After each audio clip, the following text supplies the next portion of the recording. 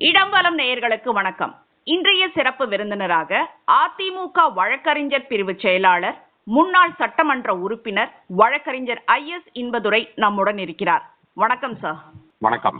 இப்போ அதிமுக பொதுக்குழு தொடர்பான வழக்கு நேற்று விசாரணைக்கு வந்தப்ப பல்வேறு ஊடகங்கள் பலவிதமான செய்திகளை வெளியிட்டாங்க.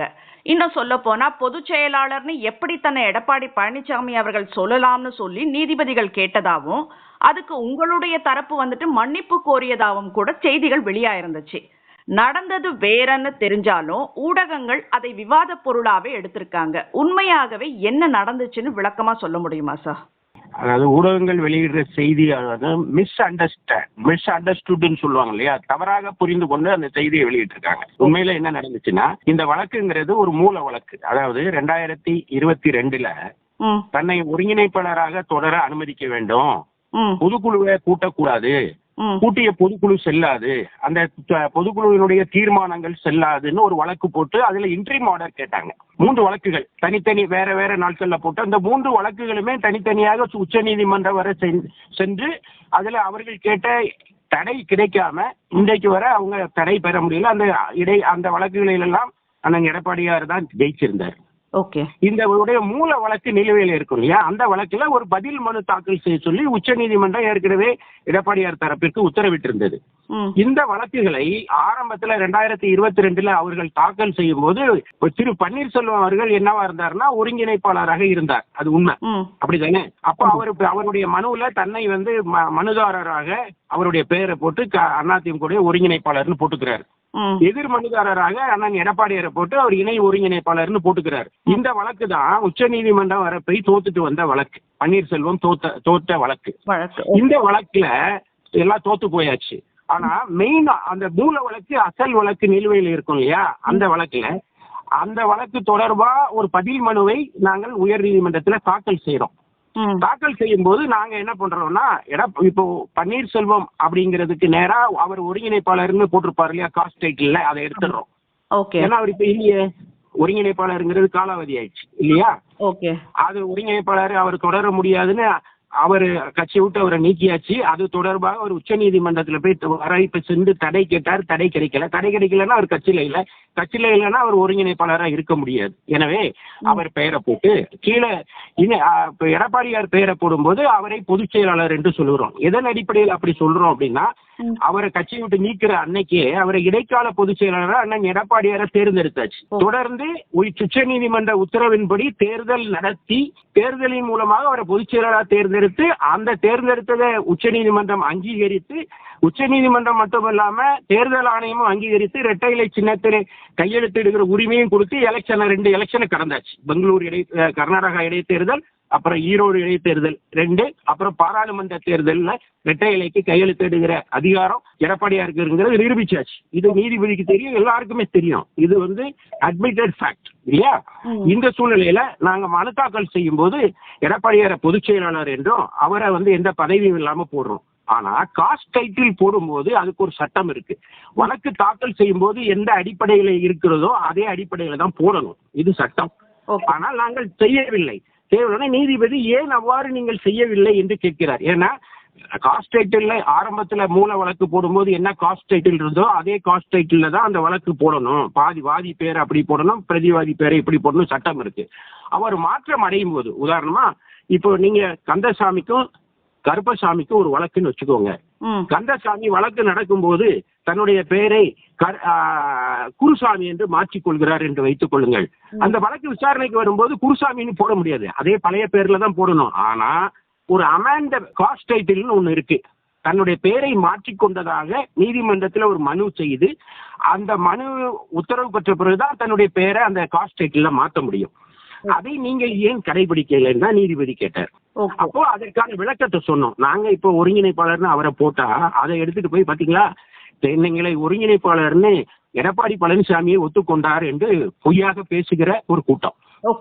அதனால நாங்க பண்ணல. ஒண்ணு. ரெண்டாவது, இந்த வழக்கு உச்ச நீதிமன்றத்துக்கு ஒரு முறை செல்கிற போது உச்ச நீதிமன்றம் என்ன சொல்லுச்சுன்னா, ஓபிஎஸ் இன்னும் நீங்க ஒருங்கிணைப்பாளர்னும் எடப்பாடியார இணை ஒருங்கிணைப்பாளரும் சொல்றது ரியாலிட்டியை ரிஃப்ளெக்ட் பண்ற மாதிரி இல்லையே, சூழ்நிலை மாறி இருக்க, சேஞ்ச் ஆஃப் சர்க்கம்ஸ்டன்சஸ் வந்திருக்க என்று கடந்த 23/2/2023 அன்று உச்சநீதிமன்றம் கொடுத்த ஒரு தீர்ப்பினுடைய 34வது பேராகிராஃப்ல சொல்லியிருக்காங்க. இது எதிர்த்தரப்பினருக்கும் தெரியும். இதெல்லாம் நீதிமன்றத்தில் எடுத்து வச்சோம். நீதிபதி என்ன சொன்னார்னா, அவர் பொதுச் செயலாளர் அப்படின்னு இருக்கட்டும், ஒருபுறம் இருக்கட்டும், ஆனா காஸ்ட் டைட்டில் அப்படி போட முடியாதுங்கிற சட்ட நுணுக்கத்தை மட்டும் நான் சுட்டிக்காட்டுகிறேன் சொன்னார். இன்னைக்கு இந்த நீதிமன்றம் உத்தரவிட்டால் அதை நாங்கள் விவரித்து புதிய ஒரு வழக்கை, ஒரு புதிய அமெண்ட்மெண்ட் பெட்டிஷனை நாங்கள் அதாவது அமெண்ட் காஸ்ட் டைட்டில் அதை நாங்கள் தாக்கல் செய்கிறோம் சொன்னோம். அவ்வாறு ஏற்கனவே நீங்கள் தாக்கல் செய்தது எவ்வாறு நீதிமன்றம் அதை ஒத்துக்கொண்டது, அதாவது ரெஜிஸ்ட்ரி எவ்வாறு ஒத்துக்கொண்டது அது தவறு என்று நாங்கள் சொன்ன போது நீதிமன்றம் என்ன சொன்னது, அவர் அவ்வாறு பதிவு செய்தது தவறுதானே என்று சொன்னார்கள். அதையெல்லாம் சுட்டிக்காட்டி தான் நாங்க மன்னிப்பு கேட்டோம்னு தவறா சொல்லிட்டு இருக்காங்க. அது எதற்காக என்றால் நீதிமன்ற அலுவலரை குறித்து தான் அவ்வாறு நீதிபதி சொன்னாரே ஒழிய பொதுச் செயலாளரை நீங்கள் பொதுச் செயலாளராக அவரை எப்படி தொடர முடியும்னு அவர் கேள்வி கேட்ட மாதிரி, இனிமேல் அவர் கையெழுத்தே போடாத முடியாது என்று சொன்ன மாதிரி சொன்னதெல்லாம் அவ்வாறு நீதிமன்றத்தில் நடைபெறவே இல்லை என்பதை தெரிவித்துக் கொள்கிறேன். Okay sir. இதே போல இன்னொரு விஷயம் சார், சசிகலா அவர்களுடைய சிவில் வழக்கு கீழமை நீதிமன்றம் தள்ளுபடி பண்ணிட்டாங்க. அவங்க மேல்முறையீடு செஞ்சிருக்காங்க. ஓபிஎஸ் தரப்பிலான வழக்கிலும் உச்சநீதிமன்றமே பொதுக்குழுவை அங்கீகரித்த பிறகு சிவில் வழக்கு மட்டும்தான் நிலுவையில் இருக்கு. சிவில் வழக்குகளை வச்சு ஒரு கட்சியின் உட்கட்சி பிரச்சனைகளுக்கு தீர்வு கண்டிட முடியுமா? அதற்கான சாத்தியங்கள் எந்த அளவுக்கு இருக்கு சார்? அதாவது ஒரு கட்சியினுடைய உள் விவகாரங்களில் நீதிமன்றம் தலையிடக்கூடாதுன்னு உச்ச நீதிமன்றம் பல வழக்குகளை சொல்லியிருக்கு. இருந்தாலும் அது சட்ட விதிமுறைகளின்படிதான் நடத்திருக்கிறான் நீதிமன்றம் பார்க்க முடியுங்கிறதா யதார்த்தம். அதன்படி சட்ட விதிமுறைகளின்படி என்னை நீக்கவில்லைன்னு அவர் சொல்லிக்கிட்டு இருக்காரு. ஒரு வழக்கு போட்டா அதுல ரெண்டு பிரேயர் இருக்கும். ஒன்னு இன்ட்ரீம் பிரேயர், இன்னொன்னு வந்து ஃபைனல் டிகிரின்னு ஒன்னு சொல்லுவாங்க. இந்த இன்ட்ரீம் பிரேயர் இருக்கு இல்லையா, அதுல அவர் தோத்திருக்காரு. ஆனா இன்ட்ரீம் பிரேயர் தான் ஃபைனல் டிகிரிலையும் அதே மெயின் பிரேயரும் அதுவாக தான் வச்சிருக்காங்க. அது வந்து வழக்கு உங்க நுணுக்கமான ஒரு சட்ட நுணுக்கம். எதை இடைக்கால பரிகாரமாக அவர்கள் கேட்கிறார்களோ அதுதான் நிரந்தர பரிகாரமாகவும் அவர்கள் கேட்டாங்க. எனவே இடைக்கால பரிகாரமே அவர் தொடர முடியாதுன்னு கொடுத்த பிறகு மெயின் பிரேயர்ல கிடைக்க வாய்ப்பு இல்லைங்கிறதா சட்டம் அறிந்தவர்கள் இதை புரிந்து கொண்டிருப்பார்கள். ஆனாலும் நீதிமன்றத்துல அந்த கட்சியை ட்ராக் பண்ணணும். தொடர்ந்து இப்படி ஒரு செய்தி நேற்று என்ன சொன்னாரு, பெட்டிஷன்ல அவரை பொதுச் செயலாளர்னு நீங்க போடாதீங்க, அவர் பொதுச் செயலாளர் தான், ஆனா காஸ்ட் டைட்டில்ல ஏற்கனவே இருக்கிற பழைய வழக்கு இல்லையா. இன்னொரு உதாரணம் சொல்றேங்க. இந்த வழக்கு 2022 போட்ட வழக்கு. 2024 அதிமுக ஒரு வழக்கு போட்டுச்சு. எடப்பாடியார் தரப்பு ஒரு வழக்கு போடுறது என்னன்னா, ஓபிஎஸ் உள்ளிட்டவர்கள் அதிமுக வேட்டியை கட்டக்கூடாது, இவங்க வந்து அந்த அதிமுக கொடி சின்னங்களை பயன்படுத்தக்கூடாதுன்னு ஒரு வழக்கு போட்டோம். அந்த வழக்குல எடப்பாடியார பொதுச் செயலாளர்னு குறிப்பிட்டிருக்கோம். இல்ல அவரை ஒண்ணுமே போடாம அவருடைய வீட்டு விலாசம் போட்டிருக்கோம். அதுல நீதிமன்றம் ஒண்ணும் சொல்லலையே. அதுவும் அதே நீதிமன்றத்துல நிலுவையில இருக்கு. நேற்று அந்த அதுவும் விசாரணைக்கு தான் வந்துச்சு. ஒன்னும் சொல்லலையே. அதுல ஏற்கனவே கொடுத்த இடைக்கால தடை இருக்கு இல்லையா, அவங்க பயன்படுத்தக்கூடாதுன்னு ஒரு தடை கொடுத்தாங்க இல்லையா, அந்த தடை நீடிக்கும் தானே சொல்லியிருக்காங்க. ஏன் இதெல்லாம் வசதியா மறைக்கிறாங்கிறதெல்லாம் பொதுமக்களுக்கு தெரியணும். ஏன்னா அதிமுக குழப்பத்திலே வைத்திருக்கணும், அதிமுக குழப்பம் நடந்துகிட்டு இருக்குன்னு விரும்புகிற சக்திகள் இதை பயன்படுத்திக் கொள்கிறது. அவ்வளவுதான். நான் நேற்று அவ்வளவு தூரம் விளக்கமா சொன்ன பிறகும் கூட சில ஊடகங்கள் அதை வந்து விவாதமா வச்சிருக்கு. அப்படின்னா உங்களுடைய நோக்கம் என்ன? நீங்க காதை பொத்திக்கிட்டு கண்ணை மூடிக்கிட்டு நீங்க நினைக்கிறதெல்லாம் நடக்கணும்னு நினைச்சா அது வந்து அறம் சார்ந்த ஊடக தர்மமா இருக்குமா? சொல்றேன். தொடர்ந்து கடந்த 2 ஆண்டுகளாகவே ஊடகங்களுக்கு அதிமுகவை பற்றிய செய்திகள் தான் விவாத தலைப்புகளா இருந்துட்டு வருதுன்னு சொல்லலாம். அதுலயும் இந்த கட்சியில இருந்து நீக்கப்பட்ட இந்த ஒதுக்கப்பட்ட நபர்களுக்கும் அதிமுகவுக்கும் உள்ள தொடர்புகள்னு சொல்லி அதிமுகவின் உட்கட்சி விவகாரங்களை ஊடகங்கள் செய்தியாக்கிட்டு வராங்க. இப்போ அது பொதுச் செயலாளர் விவகாரம் வரை வந்திருக்குன்னு தான் சொல்லணும். இந்த விவகாரத்துல தவறான செய்திகள் வெளியிடும் ஊடகங்கள் மேல அதிமுக தரப்புல இருந்து அவதூறு வழக்குகள் பதிவு செய்யப்பட வாய்ப்பு இருக்குங்களா? இது குறித்து நாங்க சட்ட ஆலோசகரோட மூத்த வழக்கறிஞர்களோட ஆலோசனை நடத்தி பொதுச் செயலாளரிடம் உத்தரவு பெற்று உரிய நடவடிக்கைகளை கண்டிப்பாக எடுப்போம். Okay sir.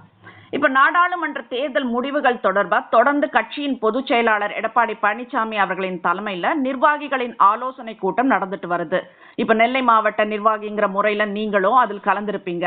ஒவ்வொரு முறையும் கூட்டம் நடக்கும்போது சசிகலாவை இணைக்க வேண்டும், ஓபிஎஸ் தவிர்த்து மற்றவர்களை இணைக்க வேண்டும்னு நிர்வாகிகள் சொன்னதா செய்தி வருது. அதை அதிமுகவின் ட்விட்டர் பக்கத்துல அதிகாரப்பூர்வமா மறுத்து பதிவு மேற்கொண்டு இருந்தாலும் கூட ஆலோசனை கூட்டத்துல என்ன பேசப்பட்டுச்சுன்னு தெளிவான விளக்கங்கள் வெளிவரல. உண்மையிலேயே ஆலோசனை கூட்டத்துல என்னதான் பேசப்பட்டுச்சு? சசிகலா ஓபிஎஸ் இணைப்பு குறித்து யாரேனும் எதுவும் பேசினாங்களா? எதுவும் நீங்க இப்ப இதுக்கு முன்னால கேட்ட கேள்வியில பதில் சொன்ன மாதிரி அதுவும் பொய் செய்தி தான். அப்படி யாருமே சொல்லவே இல்லை. எனக்கு நான் திருநெல்வேலி கூட்டத்துல பேசப்படவே இல்லை. இது எல்லாமே எதற்காகனா, இது இந்த ஊடகங்கள் என்ன, ஊடகங்களுடைய விருப்பம் என்னன்னா அதிமுக பத்தி செய்திகள் போட்டா அதிக வியூஸ் கிடைக்குது. இது ஒரு காரணம். இன்னொன்னு, திராவிட முன்னேற்ற கழகத்து அரசுக்கு எதிராக இருக்கிற வெறுப்புணர்வு, அதற்கு மேல இருக்கிற அந்த அவர்கள் செய்ய தவறிய கடமைகள், அவருடைய மிஸ்மேனேஜ்மெண்ட், கவர்னன்ஸ்ல இருக்கிற தவறுகளை சுட்டிக்காட்ட வேண்டிய பொறுப்பு ஊடகங்களுக்கு இருக்கு. அதை தட்டி கழிக்கிறதுக்கு இன்னொரு விஷயம் வேணுங்கிறதுக்காக அதிமுக செய்திகளை அவங்க பிரதானப்படுத்தி போடுறாங்களே ஒழிய, நீங்க சொல்ற மாதிரி எதுவும் அந்த ஆலோசனை கூட்டத்தில் பேசப்பட்டதாக எனக்கு தெரிந்து இல்லை. அது தவறான செய்தி. இப்ப அந்த இணைப்புன்ற ஒரு விஷயம் நடக்கவே இல்லைங்களா? அந்த பேச்சு நடக்கவே இல்லைங்களா? பொதுவாக அதிமுகவுடைய வழக்கறிஞர் பிரிவு செயலாளர் என்ற முறையில வழக்குகள் பற்றி கேட்ட கேள்விகள் பதில் சொன்னேன். இது குறித்து அதிமுக தலைமை உங்களுக்கு பல முறை தெளிவுபடுத்தி, எடப்பாடியார தெளிவுபடுத்தியிருக்கார். அதையும் நான் வலியுறுத்தி கூட விரும்புகிறேன். ஓகே சார், இவ்வளவு நேரம் எங்கள் நேயர்களுக்கு உங்கள் நேரத்தை கொடுத்தமைக்கு மிக்க நன்றி சார்.